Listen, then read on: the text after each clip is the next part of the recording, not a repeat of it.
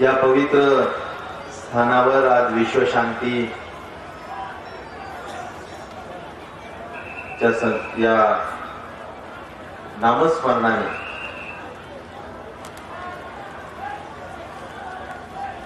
उपस्थित असलेल्या सर्वच भाविकांना सर्वप्रथम मी अतिशय सादर दंडवत आपल्या सर्वांना या ठिकाणी व्यक्त करतो। या कार्यक्रमासाठी, या नामस्मरण विधी कार्यक्रमासाठी उपस्थित 100 कोटी नामस्मरणाचार्य महंत प्रज्ञासागर बाबा, मंचावर उपस्थित परमपूज्य महंत आचार्य श्री लोणकर बाबा, परमपूज्य महंत श्री नागराज बाबा, परमपूज्य महंत श्री तेल्हारकर बाबा, परमपूज्य परमहंत श्री दर्यापूरकर बाबा अमरावती, परमपूज्य हसनराव खामनीकर बाबा, उपस्थित सर्व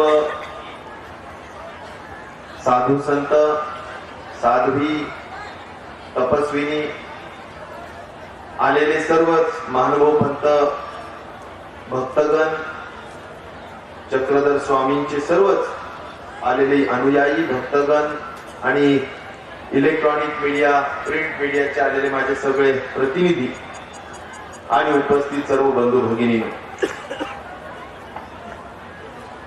मी आपणा सर्वांचंच विश्वशांतीच्या या नामस्मरण विधीसाठी मनपूर्वक स्वागत करतो। ज्या उद्देशाने हा नामस्मरण विधी या ठिकाणी आयोजित करण्यात आलेला आहे आणि ज्यासाठी महंत प्रज्ञासागर बाबांनी पुढाकार घेतलेला आहे, याचं महत्व आपल्या सर्वांनाच माहिती आहे। आत्मकल्याण, पर्यावरण संरक्षण आणि विश्वशांती हा उद्देश डोळ्यासमोर ठेवून या ठिकाणी नामस्मरण विधीचा हा कार्यक्रम या ठिकाणी आयोजित केलेला आहे। कृपया कोणीही उठू नये। इतका वेळ जी शांतता पाळलेली आहे, शिस्त पाळलेली आहे, ते कृपया आपण सर्वांनी शिस्त पाळावी, सर्वांनी जागेवर बसून घ्यावे ही नम्र विनंती। कृपया कोणीही उठू नये। आपल्या सर्वांनाच विधी ते माहिती आहे की श्री चक्रधर स्वामींनी महाराष्ट्रात 12व्या शतकात महानुभाव पंथाची स्थापना केली। चतुर्वर्ण व्यवस्था, जातीभेद, बळी प्रथेचा पुरस्कार करणारा आसुरी व तामसिक देवता भक्तीचा निषेध करून एकनिष्ठ ईश्वर भक्तीचा पुरस्कार केला। स्त्री शूद्रांना व आदिवासींना आपल्या अमोघ वाणीने ब्रह्मविद्या शास्त्राचे निरूपण करून मानवतावादी, अहिंसावादी, समतावादी मानव पंथाची स्थापना केली। गेल्या 800 वर्षापासून मानव पंथाचा विचार तळागाळापर्यंत पोहोचलाय। महाराष्ट्रात व महाराष्ट्राबाहेर जम्मू काश्मीर पर्यंत मानव पंथाचे अनुयायी आहेत।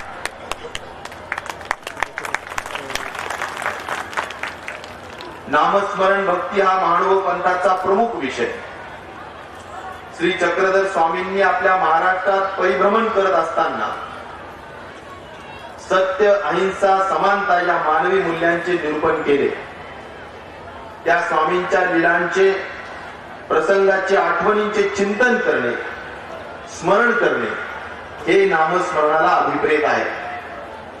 नामस्मरण केल्याने माणसाची आत्मिक उन्नती होते, त्यांच्या अंतःकरणात मृदुभाव निर्माण होतो, मानवतेचा भाव निर्माण होऊन तो आदर्श नागरिक बनतो। हाच धागा धरून महंत श्री प्रज्ञासागर बाबा महानुभाव खनेपुरी यांनी 12 वर्षापासून 13 राज्यात प्रचार प्रसार करून धर्म कार्य केले। या ठिकाणी नामस्मरण विधीचे आयोजन करण्यामध्ये फार मोठी भूमिका आहे। गोदावरी नदीचे पात्र या ठिकाणी त्रेतायुगापासून दत्तात्रय प्रभू भोजनाला येतात व या ठिकाणी ते मध्यकाळी भोजन करतात अशी मानव पंथातील भक्तांची श्रद्धा आहे. या पवित्र भूमीवर विश्वशांती नामस्मरण विधित होत आहे. संपूर्ण देशभरातील लोक या ठिकाणी एकत्र आले आहेत.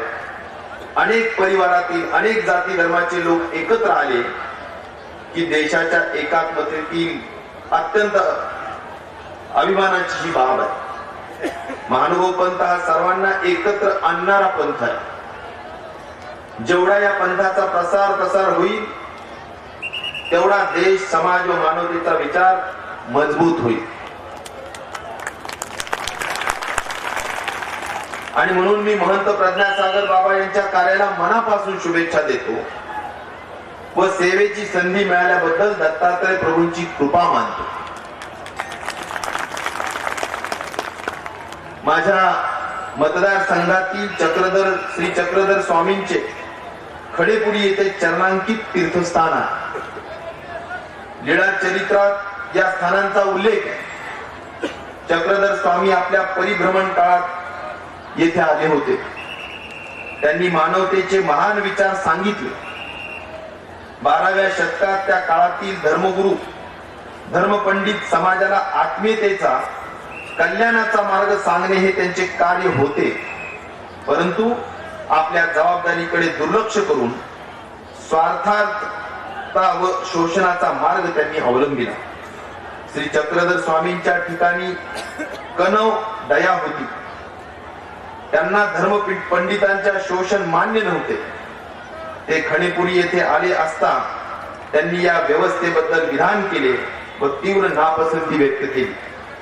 ते म्हणतात, हा अवघा जणू ठकला ठेला असे, तरी याचे ठग फेरिता कवनी नसे. तू का ठकला ऐसे कवनी ना पुसे.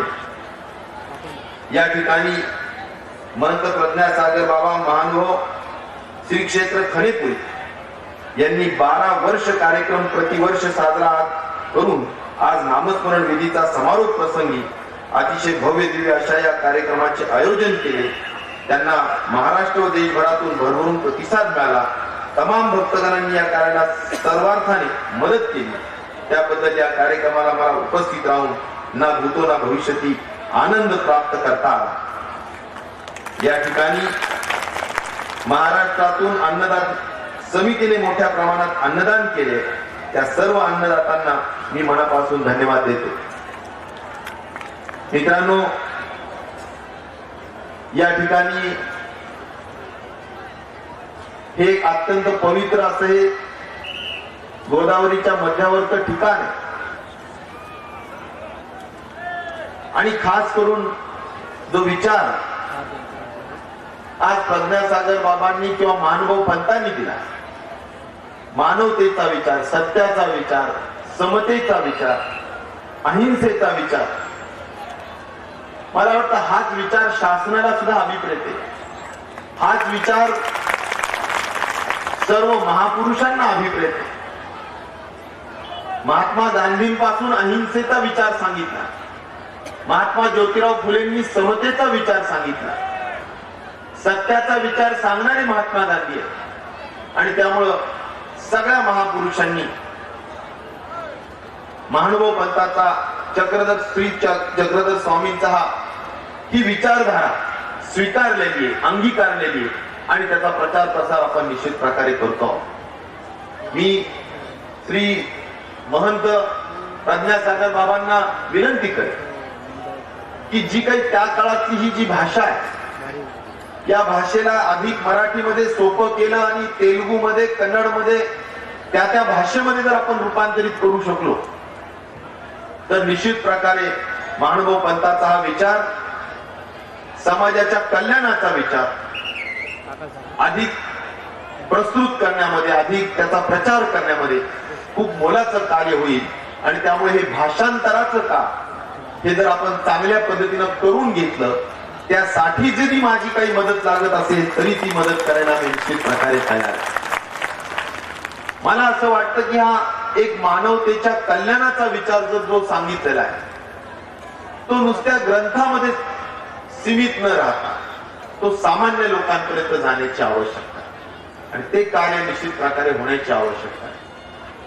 आज या कामाच्या दृष्टिकोनातून जे प्रामुख्याने नैतिकता वाढवण्याचं काम होणार, सात्विक गुण सात्विक विचार वाढावे हेच खऱ्या अर्थाने या ठिकाणी याच पंचाळेश्वरच्या जवळ जिथं जसं श्री दत्ताचं हे पवित्र स्थान आहे, त्याच पद्धतीनं चक्रधर स्वामीचा इथं सुद्धा सत्कार झाला होता. इथे सुद्धा त्यांनी